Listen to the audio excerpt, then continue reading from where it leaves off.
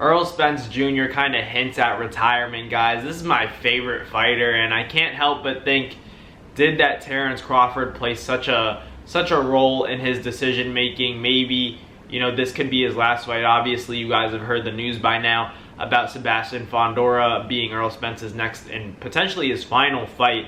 Errol Spence Jr. tweeted out that this may be the last time you'll see me. He said that. So you gotta start thinking, is this the last time we're gonna see Errol Spence Jr. in the ring? It'd be sad to see that, but ultimately I understand. I've kind of been an advocate for Errol Spence Jr. to retire relatively soon, just because I do think that hellacious beating that he took from Terence Crawford was just, it was just a lot. You can't just take into account that performance alone. It wasn't that made me think like Errol Spence Jr. should probably at least consider retirement, because not only because of that performance against Terence Crawford, but everything that's happened outside of the ring. You guys got to think about the 2 car accidents. The first one was really bad right after the Sean Porter fight back in 2019 in the month of September. And then you have him getting into, that Manny Pacquiao fight, and then obviously the detached retina took place, and then he got into a second car accident.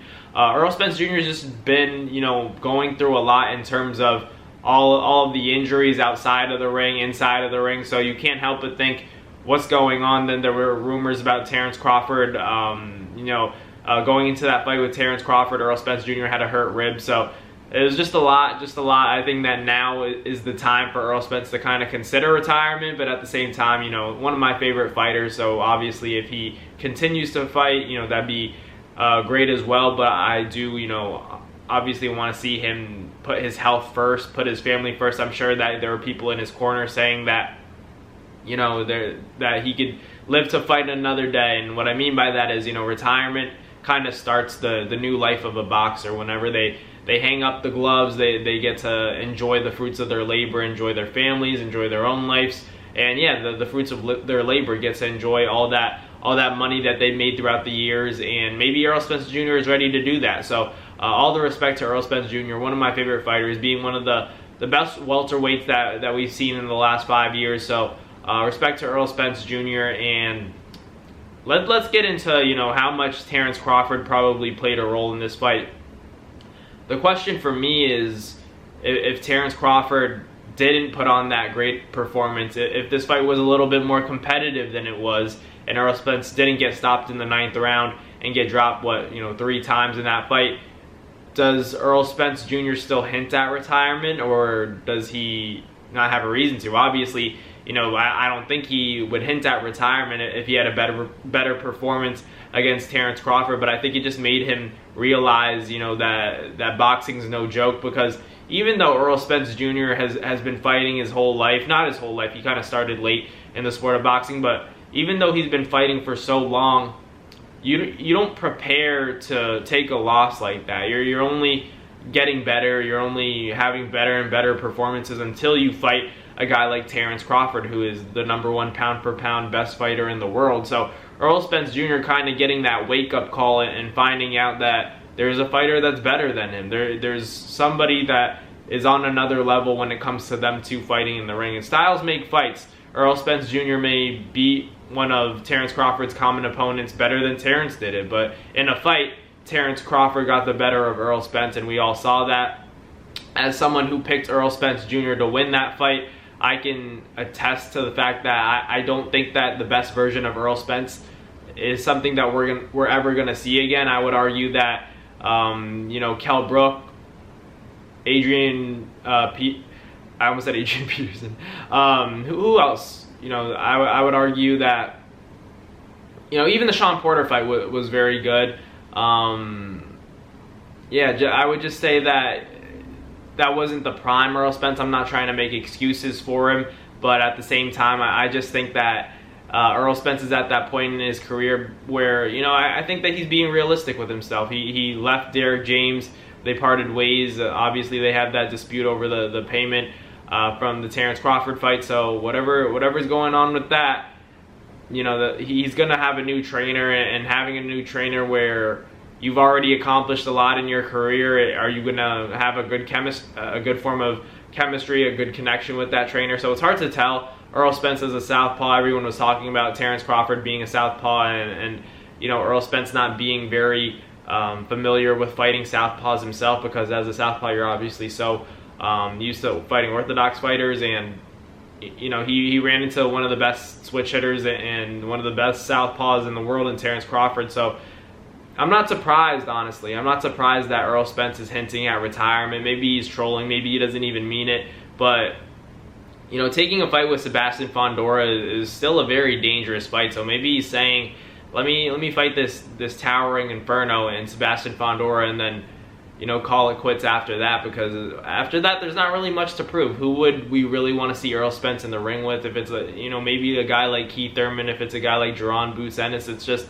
I think fighting the best pound for pound fighter in the world is kind of that pinnacle, and anything else would be considered, you know, a downgrade and a step back, in my opinion. So I think Terence Crawford, you know, he's gonna continue to make these money fights happen. Errol Spence, obviously, you know, losing to Terence Crawford is nothing to be ashamed of, but I think he's in that mentality where, if, you know, I fought the best, what else is there to do? You know, and he's going for a big dog in Sebastian Fundora, and if Tim Tszyu would have won that fight, I'm sure that Spence and Tim Tszyu would be probably be going at it. And a lot of people are going to say, why not Terence Crawford? He's the one that won. And it's the side of the street stuff. It's just the negotiation process. That's how this stuff goes. It's not always clean cut. The politics of boxing get in the way of the morality of the sport. And when it comes to guys like that should really be getting a title shot at 54, you have guys like Terence Crawford, Errol Spence Jr. that are such big draws that they're able to skip the line when they get to 54, not even debuting it,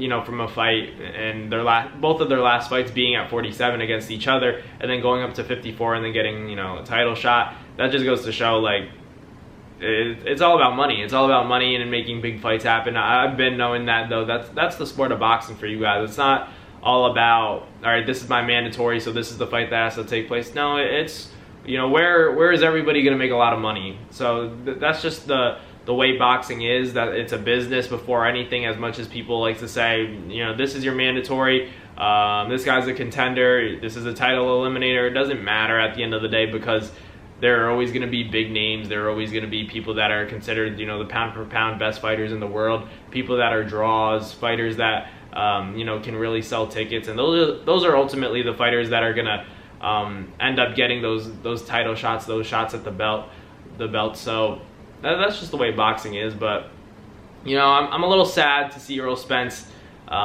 even hinting at retirement, even if it's not true, because, you know, he's one of my favorite fighters. It's been a joy to, you know, continuously watch him. I really do wish he got that Pacquiao fight, because I feel like that would have kind of changed the trajectory of his career, because he beat Ugas and basically, you know, in that process kind of beat Pacquiao, but he didn't do it himself. That detached retina kind of stopped him from doing that. I know that was a Kodak fight for him. He never really got to fight one of those Hall of Fame fighters when it comes to passing the torch. That guy who was a legend, and you can't really compare Terence Crawford, because Terence Crawford and Errol Spence were both kind of popping at the same time when it comes to 147. Maybe Terence Crawford was a little bit more popular before that, but you know, Errol Spence's exposure on, you know, PBC and Showtime, Fox, like it all made Errol Spence, you know, kind of make up for all that lost time that he had, because he immediately became a star. You know, great fights that Errol Spence has had with Ugas, Sean Porter, Danny Garcia, great performances. But obviously running into a guy like Terence Crawford, it's not easy to just go in there and compete with the pound for pound best fighter in the world. And everybody was so shocked that it was one-sided. I myself was shocked, but you also have to remember that, you know, when styles clash, sometimes it's not just because these are the two best fighters, that, let's say, both of these guys beat Kell Brook, both of these guys beat Sean Porter, that doesn't mean that, you know, they're going to be on the same level when they fight each other, because ultimately styles make fights. And in that particular stylistic matchup, you know, Errol Spence is tailor-made for Terence Crawford, and Terence Crawford being so quick, the hand speed, the foot speed, just ending up having too many tools that Errol Spence, you know, wasn't able to deal with. And Errol Spence being so set on, you know, his own game plan as opposed to making adjustments, it just was a difficult fight for Errol Spence to win in the first place. So, you know, Errol Spence talking about retirement. Let me know in the comments what you guys think about Errol Spence saying that this could be my last time and that you guys see me in the ring, you know, fighting Sebastian Fundora. So let me know in the comments what you guys think. Thank you guys for watching. Like, comment, and subscribe, and I'll catch you guys on the next video.